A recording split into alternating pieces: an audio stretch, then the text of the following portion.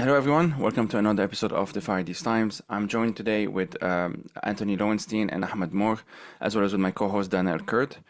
We will be talking primarily about a book that the two of them worked on called After Zionism, One State for Israel and Palestine, which was initially published a decade or so ago from what I remember, 2013 or so, and is recently being republished as a second edition.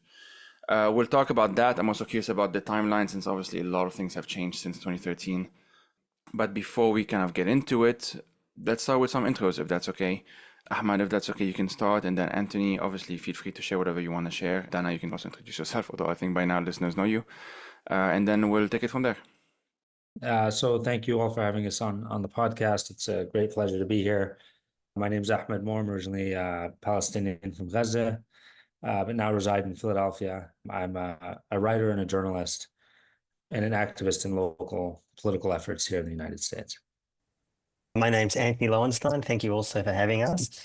I am an Australian and German, currently in Australia. I've been a journalist for about 20 years. I grew up in Australia. I'm Jewish, although I'm not religious.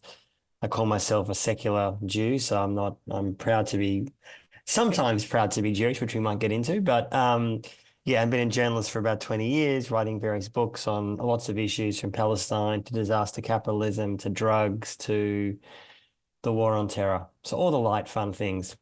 My name is Dana El-Kurd. I'm a Palestinian writer and researcher based near DC, and we're very happy to have you both. Thanks. Yeah, so as I mentioned, we'll be primarily talking about and around the book. I mean, the theme is obviously very pertinent, unfortunately, for given what's happening now with the ongoing genocide in Gaza.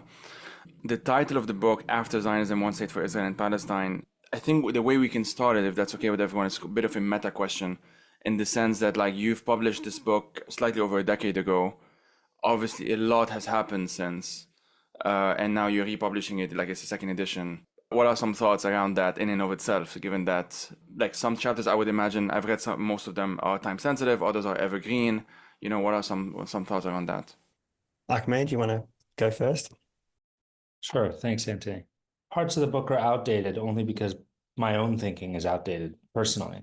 I'm working on an essay now, which should be published in The Guardian, but it's, what are the required elements that define where we go from here? And in writing it, I realized, and this is a conversation Anthony and I had earlier as well, in republishing the book, I don't know how I feel about one state. It's very difficult to be, and that's a very mild way of putting it. It's very difficult to be a Palestinian now, to observe the ongoing genocide and to think, okay, in some future, there's a shared political environment with the people that are perpetrating some of the most horrific stuff imaginable. It's an open question for me. The only reason it's an open question and not a definitive no is that the Palestinians don't really have a choice. And a lot of the contours of this conflict and lots of other conflicts, we don't need to be special or precious about the Palestinians themselves or the Jews either.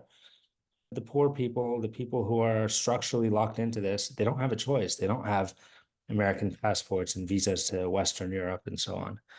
And so I'm thinking about them and thinking about future generations. You go, okay, well, how do we ameliorate this unbelievably bad situation, this genocidal situation? How do we provide the circumstances that enable people to live lives that are worth living?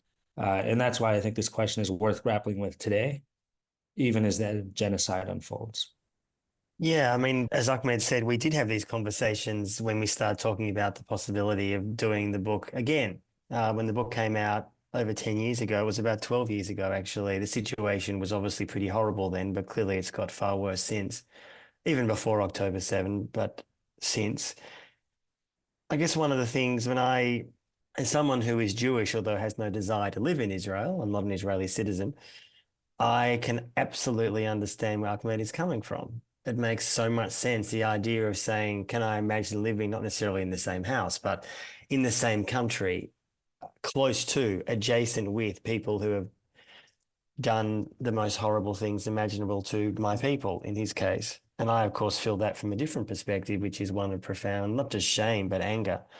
And the fact that, as many listeners will be very well aware, and everyone in this conversation are aware, there are still many people, well, certainly within Israel, it's the vast majority, within the global Jewish diaspora.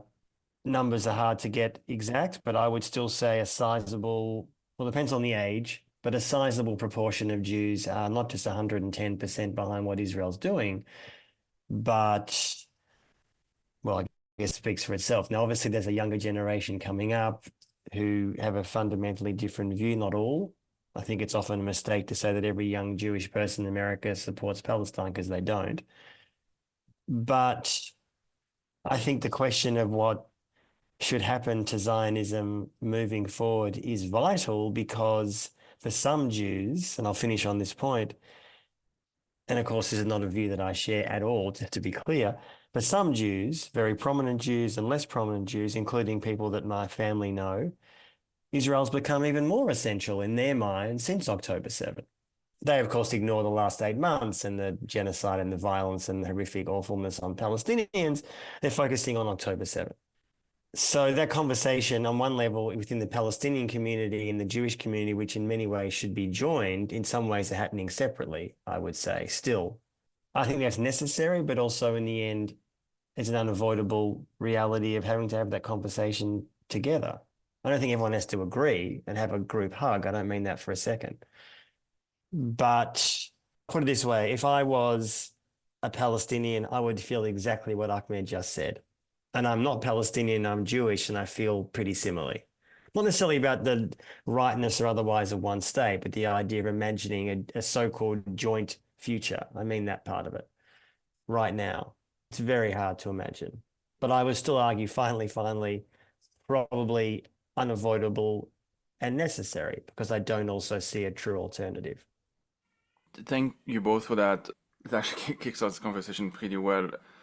I personally share like kind of both feelings at the same time, I suppose.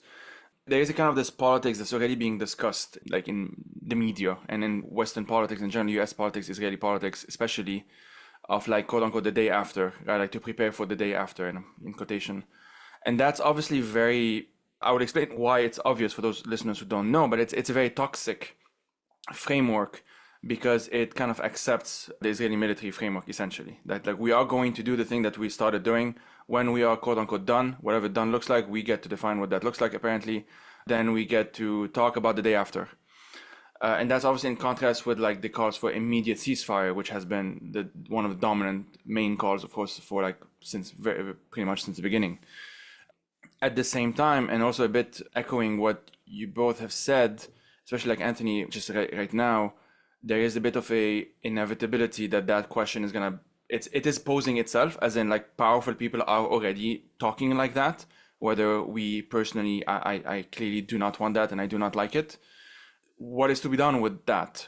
Is it a matter of like inserting ourselves in that discourse, given that Palestinian voices and especially Palestinian voices are just clearly not welcome in those spaces, to put it very mildly? Or is it about like completely, I don't know, like sabotaging it from within, if you see what I mean, or from without, I mean, sorry. I'm not asking a prescriptive answer necessarily, like, oh, what is to be done, because I don't know and I don't want to put anyone in that specific position. But yeah, it's kind of like some of those thoughts I've had in mind of like the day after is always something. I wrote this like short blog post like months ago called like When the Dust Settles. And this was me trying to not go insane and trying to think like this madness is going to stop at some point, because everything does stop eventually. Nothing is ever permanent. And a way of keeping myself sane. And this was like published on my own personal blog because I wasn't comfortable being more public about this. I wasn't certain of my own conclusions, to be honest. But as I said, like that is already being talked about, and it's been talked about for months now. The Biden administration has said this, of course, and has been framing things like that. And the Netanyahu administration has basically been even more straightforward on that. What are some of your thoughts on that? If not directly to the question itself of like what does even that might look like necessarily, but around that question of like having to, because even though we don't want to, if that makes sense. Can I just insert one thing Yeah, of course. about the day after? I mean, I think it's also maybe important for the people listening to understand that the day after that's being discussed is about the same set of actors and the same status quo. It's not necessarily even the day after that we're discussing, which is difficult enough as it is, some sort of long-term resolution, whether it's coexistence, whether it's whatever it is that the ideas that are floated out there. What makes this even worse is that it's predicated on the idea that some status quo will remain with, again, the same actors. And it's why from the Palestinian side, there are people opposing the day after discourse or is attempting to insert themselves in the day after discourse, whether it's the Palestinian National Conference that's being asked for possibly somewhere in the Arab world, or other initiatives that are rejecting the whole premise of, yet again, a Hamas PA binary, some sort of self-governance, and putting a band-aid on the status quo until the next round of mass violence. Thanks for that, Dana. Yeah, absolutely. I agree with that as well. So I don't know if any one of you wants to take a shot at that. What's striking to me about the very question is the total and utter arrogance, which is unrelated to the reality, which informs the question. Absent the arrogance, the question wouldn't be asked. And I mean, those of us who were around during George W. Bush's war in Iraq, nation building, it's going to take 90 days. They're going to welcome us with candies in the streets. The perceptions and the discussions that seem to be happening in Brussels and Washington and Tel Aviv have no real relationship, maybe less so in Tel Aviv, to what's actually happening in Palestine. Hamas is not going anywhere. I was looking at polling data yesterday from a Palestinian pollster, Khalid Shikaki, based in, I think, Ramallah. Hamas has gained a lot of support over the past 8 months. Still a plurality, 34, 38%, not a majority of support, but up in the West Bank, at least from 12% before October of last year. Hamas is a native Palestinian movement. Whatever you think of it, fine, but it's a native Palestinian movement. It hasn't been inducted from an external source. It doesn't rely on external sources greatly for support. And then the trajectory of Hamas's warfare has transitioned as well. It's a guerrilla movement. And there's this great quote that I have pulled up by Michael Milstein, I don't know how to pronounce his name. And he just talks about how there is no vacuum in Gaza. Wherever the Israelis withdraw from, Hamas is there. And we see that now in Jabalia, we see that now in northern Gaza. There's no meaningful discussion of the day after, which isn't basically a propagandist in nature. Hamas is the power on the ground. The Israelis are unable to change that. The Americans are unable to change that. We can see that 8 months into this. And Hamas is going to be a part of any political solution. I spoke with Dr. Hanan Ashrawi, who is a Palestinian Christian legislator, in the Palestinian context, really a giant of kind of Palestinian government and the national movement. And she made the point to me that the PLO has to be reconstituted, and Hamas and Islamic Jihad need to be included in the PLO, and that's how we move forward as a Palestinian people. And she's got a strong point. There's no national movement which resolved a colonial struggle without having some element of unity and representation. And I don't mean electoral representation, but at least a movement that's strongly supported by people. And I think the PLO is that vehicle. So the day after, Hamas will still be there. Anybody who doesn't want to negotiate with Hamas isn't really committing to a ceasefire. And in fact, William Burns, the CIA director, and others, CIA director and others are already negotiating with Hamas. Again, I don't see how we arrive anywhere other than a negotiated outcome, and that's probably a long-term ceasefire with Hamas in the mix. The big question for me is, does the Palestinian Authority collapse? My personal view is it would be great if the Palestinian Authority collapsed. I think the Palestinian Authority is a big impediment to Palestinian reconciliation. And it's frankly an outsourced element of the occupation in the West Bank and East Jerusalem, or the West Bank at least. So Hamas will be a part of the picture. Will the PA? That's kind of my question. And I say this as somebody who has no special love for Islamic government. That's not really my orientation. No, yeah, you didn't even have to add that, to be honest, in the end. I think it's obvious, but I just want to say I appreciate that take. Thanks for that. Anthony, you want to say something? Yeah, certainly it's in the current context, it's, to me, and I agree with Ahmed, but it's hard to see how the powers that be that want the PA to continue won't find some way to make it continue. Now, obviously, what that looks like is a continuation of the repressive PA state that has existed for decades, that are propped up by EU, US, Australian, and other funding. It's hard to see any arrangement with a Biden/Trump presidency that wouldn't want to continue that delusion. But putting that issue aside for a minute, the danger to me moving forward, and I guess this has been sort of touched on and danced around, is the fact that the US seems utterly determined or obsessed to get Saudis to normalize with the US, which of course puts in place yet another, frankly, impediment to practically imagine on the ground in Gaza what something beyond a colonial dynamic looks like. And the reason I say that is that so much of that depends on who potentially is going to start rebuilding Gaza. I mean, that is a vital question. And at the moment, realistically, it ain't going to be Israel. So we're talking what? Repressive Gulf states and maybe Saudi. And who are they going to accept as potential leaders? Yes, maybe some form of Hamas. And I agree with Ahmed, they're absolutely unavoidable there for better or worse. But the parties that would be agreeable to those repressive states are, frankly, oppressive actors themselves. Now, I'm not saying, therefore, there's no other way to avoid that it's inevitable. I'm just saying that this still obsession that the US has, which I have to say, whenever I hear the US talking, Biden, Blinken, about this obsession with Saudi normalizing with Israel, on one level, I find it utterly baffling. I truly do.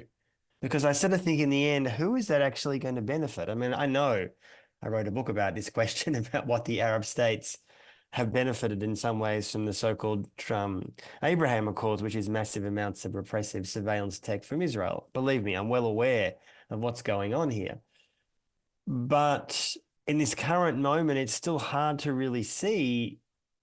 I get what Saudi would get. I don't really, on one level, see what the US. You think, honestly, American voters, I'm not American, you tell me. You think American voters honestly going to reward Biden for normalizing Israel and Saudi? Really? Maybe some Jewish voters would, but the Jews are going to vote for Biden mostly anyway. That's not going to change. I don't see that radically changing in the next 6 months. So, yeah, I mean, I guess I'll finish on this point that there just seems to be this, yet again, this utter obsession with maintaining a status quo that hasn't worked for 30, 40 years. And still, there seems to be a general vacuum of any serious alternative plans. I mean, there are alternative plans that are being talked about. We just wrote a book about it, or other people. But I'm talking about that is seen as serious and respected in mainstream circles. It's just not even talked about. We joke in the book, I mean, if joke's the right word, with Thomas Friedman, we sort of quote some of his stuff. I mean, Tom Friedman, as we all know, has been well, what can one say? Wrong about pretty much everything for 40 years. But when I read his stuff all the time for my sins, and literally every column is the only solution is a two-state solution. Now, Tom Friedman is one person. Tom Friedman's not making policy. I'm well aware of that. But he speaks for many, many people in this environment. So, yeah, it just reinforces my view that there needs to be far more push and incentive to imagine why Zionism actually is incredibly unsafe for Palestinians and Jews. That, I think, is such a key point to say that it's obvious it's unsafe for Palestinians. That's the given, even before October 7. But only an insane person would say that Israelis are safer now after the last 8 months. No one sane could honestly believe that, let alone Jews around the world. I mean, you'd be surprised, but No, I know. Believe me, I know. no, I know. I'm well aware, including some I'm people in my family. Believe me, I know. I'm breaking the tension in a bad way. You know, I know what you mean. I know. But it's delusional. Yeah. Okay, so I write a lot about normalization. I mean, the Biden administration has an ideological commitment to Israeli state violence Yes. on a different level. I don't think it has anything much to do with voting. I think it has to do with, well, frankly, the opposite, less concern about the election and more concern about cementing kind of the role of Israel within the authoritarian Region.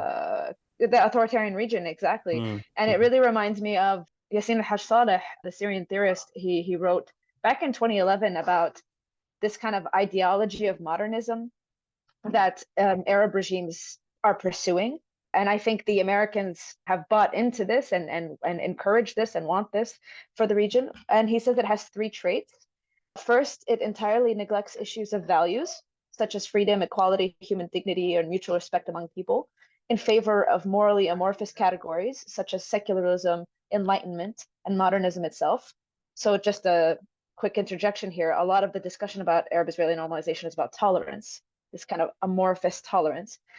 And secondly, it neglects fundamental social issues related to poverty, unemployment, marginalization, life conditions, etc. And third, it's politically conservative. And I think that the Israeli role in the region and in the world has aligned with that. And that is the model of governance for the Arab world. And I guess in a roundabout way, if they want Israel to remain safe, like they were going to encourage that integration more and more, and that kind of authoritarian alliance between these regimes. So I view Arab-Israeli normalization that way. Again, I think it is short-sighted even strategically for them. I don't think it's going to achieve the things that they want to achieve, but it's kind of like they're betting on that horse. They're betting on the continuation of authoritarian conditions in the region. I have a lot to say about that. Everything you guys have been saying has kicked off so many ideas in my head. I do want to get back to the new intro that you guys wrote for the book about where we are now, given the genocide. You mentioned briefly how we have to think about what is a one state that could emerge, whether or not you can even stomach that discussion at this point. But something you wrote in the intro is about how you believe the BDS movement is really the path forward. And I'm wondering if, as a Palestinian, I'm interested in this question, because at some level I feel like no strategy we've pursued, including BDS, has prevented what has happened. And I'm wondering, what do you all think about that? Is there maybe something that can be learned from this moment about the limitations of some of these ideas? Ahmed? It is a big question, one that I've been thinking about a lot. I think all of us have been thinking about a lot. In my view, there's a constellation of things developing and at work. One is we have this development, and we can't understate its importance, but Zionism is a dirty word, as dirty as it's ever been. And that represents, I think, a real political awareness that we can turn into action over time. It's this theory of change, which posits that we're going to have a change at the grassroots, and that's going to percolate its way upwards into electoral strategies. And in time, we'll have elected officials who meaningfully change things on the ground. But the question is, will there be anything on the ground to save? Will the Palestinians be dead at that point? Or will they be in a museum somewhere? Will they have, the opportunity to move to Palestine, Israel, and get passports and then kind of be permanent tourists in the way the Jewish people are in Germany? So there's this asynchrony between the rate of political change in the United States, which is, in my view, the most important external actor, which can really put pressure on Israel, and the reality on the ground, and the exterminationist policies that are being enacted by the Israeli government, which have only accelerated since October of last year. BDS provides a blueprint for how to affect some of that political change. So it's a tool, it's a way of thinking about the world, and it's a way of bringing others into the movement. I think BDS does something else which is really important, and it goes back to the first point that I made, which is that Zionism is a dirty word. Embedded within the BDS movement's list of demands, there's no such thing as solidarity work today with Zionists, full stop. Again, I'll go back to this essay because I've been thinking about it a lot, but I think one of the preconditions for any meaningful change on the ground is that we need to insist that there's no solidarity work with anybody who's a Zionist, full stop. And we need to invite Jewish Israelis and others to take that statement seriously and think about how to create political space around that. So back in the day, you used to have anarchists against the wall. Those people have been harried and driven out of Israel. They're not there anymore. Today, there's nobody, I would say, that I know of who can sign on to a BDS type statement. And so there's no real, within Israel, there's no real basis for solidarity work. And I think I'm hopeful that there are a few green shoots emerging through the horror that we're witnessing now that Jewish Israelis may be able to attach themselves to in order to redefine their own national movement. But I think BDS is a framework. It informs how solidarity work can emerge. It informs how solidarity work in the US can develop, this kind of Black Palestinian vector that we see a lot, which I think is real and meaningful. But no, look, I mean, the reality is it's armed resistance, for better or worse. I'm trying to make this statement without any values judgment attached to it, but it's the armed resistance which has persisted for 8 months in Gaza. And I'm not talking about the terrorism on October 7th. I mean, the fact that Hamas has been able to wage this guerrilla war, Hamas and Islamic Jihad, it's that fact which has forced everybody to think about how to change the status quo for better or worse. And I was speaking with a political scientist here in Philadelphia who works at Penn, who studied the IRA, who studied a handful of other kind of resistance movements that have used terrorism as a tactic in the past, and they don't succeed by themselves. They're typically part of a national movement which employs a number of different tactics, which avails itself of different arguments in order to ultimately achieve some kind of change. The big question for me, again, is whether the Palestinians will survive this in any meaningful, whether they will emerge as a national group after this genocide. We'll see. I mean, BDS to me is central, and an area, as you guys know, I've written a lot about in the last years, is the arms and surveillance industry. So not the BDS in terms of musician X shouldn't be playing in Israel, which I certainly support and have written about for years and advocated, but I'm talking about the Israeli arms and surveillance industry, which is massive, which in some areas is growing. I feel like there is some Achilles heel around that. On the one hand, that might seem unlikely because since October 7, for example, as I've been writing about, there's been lots of global arms fairs and Israeli companies, defense companies, the Israeli government is promoting the weapons they've been testing in Gaza. That's real.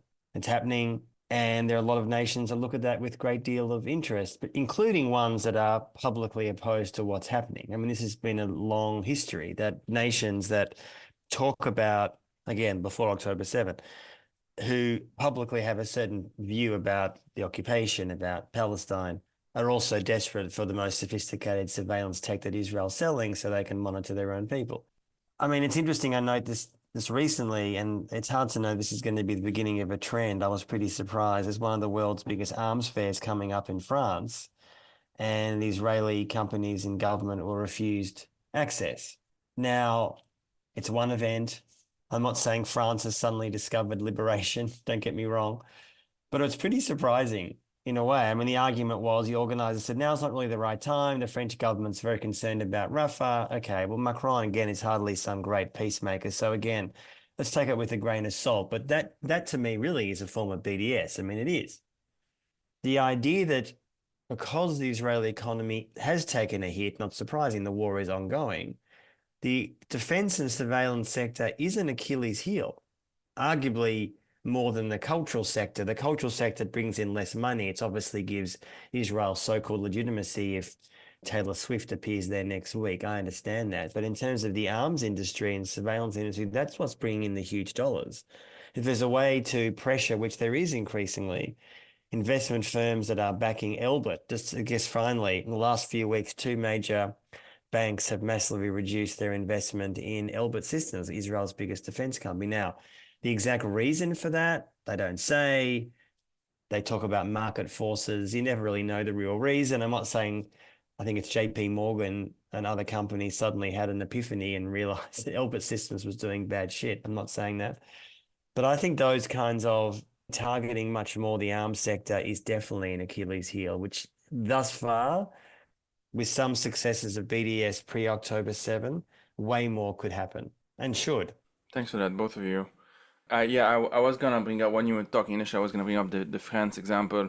I do agree that there is, for whatever reasons, I mean, the public reasons are often not the real ones, so to speak, but it clearly makes some kind of impact. At the end of the day, the cultural sector, for the most part, I agree with you, I don't think makes a huge impact, although there are some exceptions to that. Like, I do think if the Israelis were prevented from going to Eurovision, that would have actually been pretty big.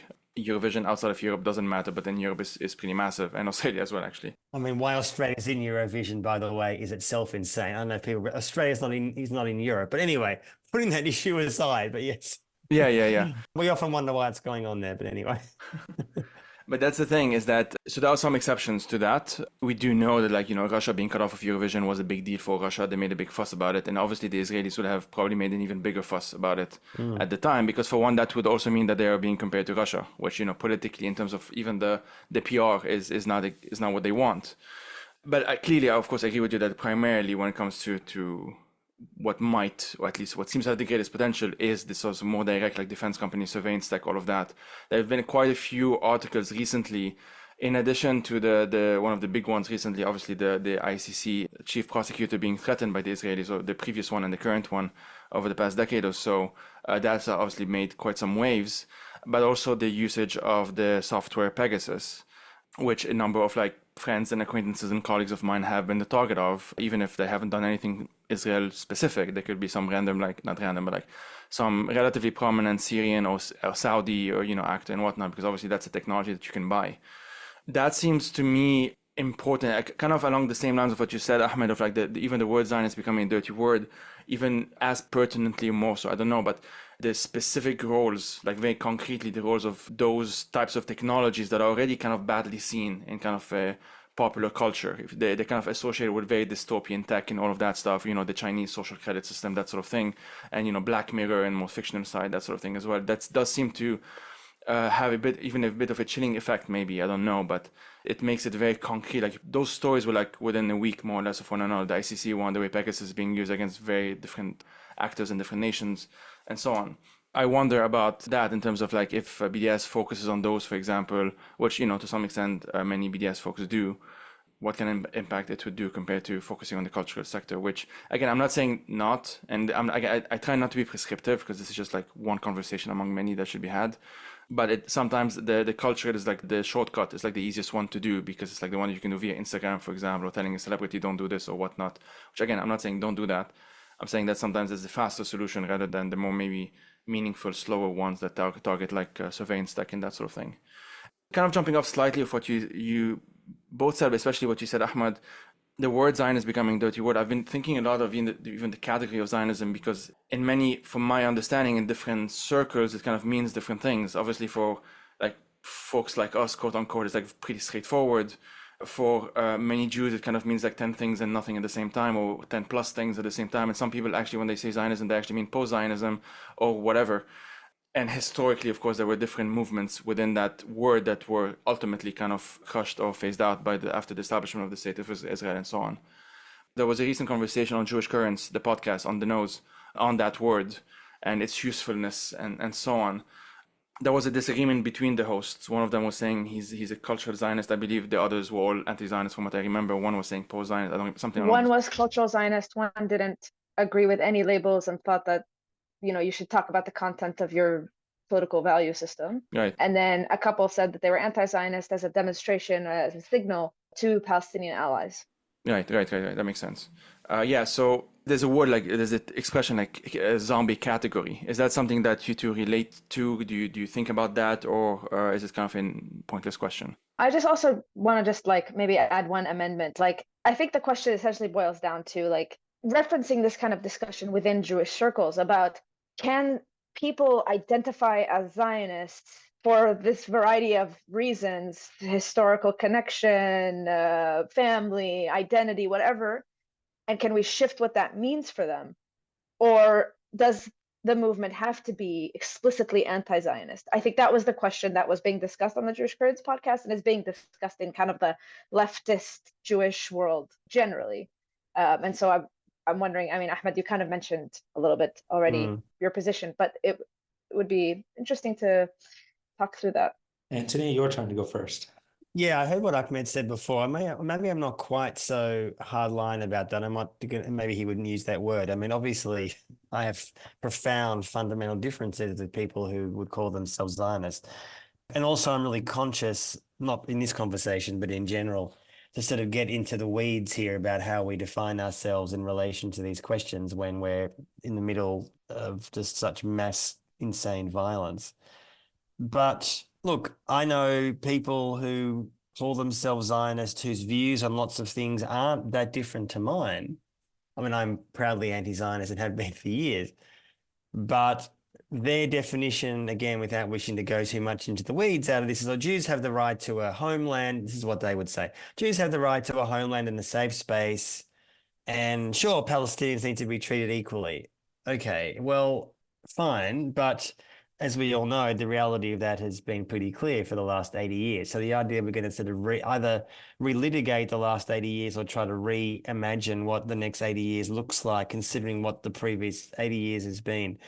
I don't have a lot of time or tolerance for that in a way. I'm not saying, I don't believe that people like that should be excluded entirely. To me, excluding everyone who, I mean, again, depends on how they define what Zionism is, but I feel like if possible, the tent should be as wide as possible. Now, Ahmed may disagree with this. I sense that he does. But I just wonder, how do we convince a large Israeli population that Zionism was bad for them? It wasn't bad for them. well, it has not been, absolutely. It's actually been very good for them in a way, for many reasons. But I would say in some ways, how did we, the world, convince the majority of white South Africans that apartheid was bad for them when the majority of white South Africans thought apartheid was fine and great and would not have ended it had there not been sanctions and boycotts and isolations, etc. And obviously a very active ANC and the release of Mandela, all the history that we know. I'm not convinced that enough white South Africans, and I think that the history reflects this, I don't think white South Africans woke up one day and went, apartheid suddenly is bad for us. I think in the end they realized that wasn't sustainable. That's to me is a difference. And I do not see enough Israelis, a majority of Israeli Jews, having that view unless they feel they are very isolated. I do not see another way around that. That's mostly economic, I guess, when I say isolated, and military too. But I think economic is the Achilles heel. I mean, I haven't really got Israeli family, but very distant relations who are crazy. So we have no relation with them at all. But look, there are some Israelis who, I think it was just said before, who are open to the possibility of imagining an anti-Zionist future. As we all know, it's a tiny minority. I don't see really any evidence in the last 8 months that that percentage has radically increased. I don't think it has at all. In fact, it hasn't. And without massive international pressure and isolation, like what happened in South Africa, I don't see that being different in Israel. Tell me I'm wrong. I might be. I don't think I am. Ahmed? Yeah, I mean, you're right. On the question of Zionism specifically, I mean, why is it such an important point for me and for many others who work on this issue? I think practically there's this history of negation of elision that Zionists have successfully engaged in since, the 1890s. The Palestinians don't exist, the Nakba never happened, etc. Zionism is in many ways the lightning rod, which kind of defines that entire history. It's a disagreement about the facts. Today, what is Zionism? Who gets to define Zionism? I insist that as a victim of Zionism, and I'd say that anti-Zionist Jews have also been victims of Zionism for all the points that Antony made earlier. Nobody is safer today.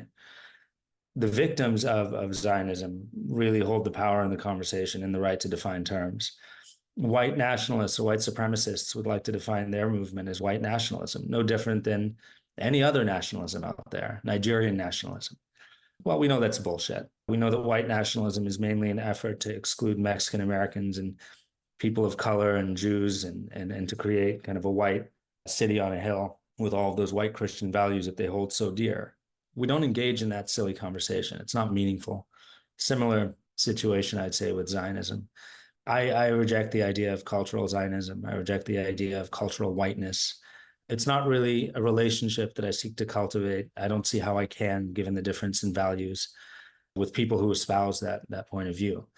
If you come to me and you say that you believe that white people have a really powerful contribution to make to global society as such, I don't know that there's a conversation to be had there. And I feel that's more or less accurate with any kind of Zionism, cultural Zionism, whatever. As the victim of Zionism, and I don't regard myself individually as a victim. I lead a very privileged life, but I mean, as a victim of Zionism in the broader sense, I get to define the terms. And that's, for me, about as much as there is to that question. Thanks for that, Ahmed. I look at polls a lot. I was looking at the Shikaki polls. I was looking at the new Pew polls that were just released from Israel. So, anything worth sharing? Well, the Shikaki poll, actually, the last poll in April shows support for Hamas declining in the West Bank and the Gaza Strip, and support for a two-state solution, kind of just some end to the ongoing violence rising in the Gaza Strip in particular. But that's different from support for armed tactics or armed resistance, because there's still kind of wide popular support for the Palestinian understanding of what happened on October 7th. So you're right that from December to March, there was a 4-point decline. But I think for me, the important frame is September to March. You mean from the 3 polls before October 7th and after? Yeah. And then the Pew poll with the Israeli public is perhaps unsurprisingly disturbing, that the majority support the war. They think it has been just about right or not gone far enough. And the majority think that the objectives of the war vis-a-vis Hamas will be successful. Yeah. But then the Pew poll does separate between Arab and Jewish Israelis.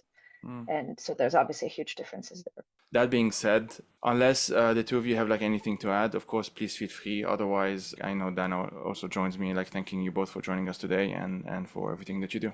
No, thank you so much for having us. It's been timely, grim, but timely conversation. So thank you. Thank you both. Yeah, it's been a great experience seeing Antony again, always, and meeting. Yeah, likewise.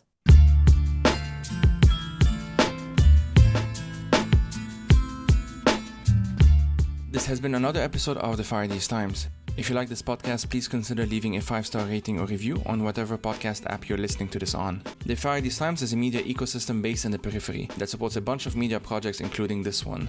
For $5 a month, and even less if you opt for the yearly subscription, you can help this ecosystem grow and get early access to all episodes of the Far East Times, Politically Depressed, Obscuristan, and Khida, as well as an invitation to join our monthly hangout, watch parties, upcoming book club, as well as exclusive episodes. Thank you for listening, and take care, everyone.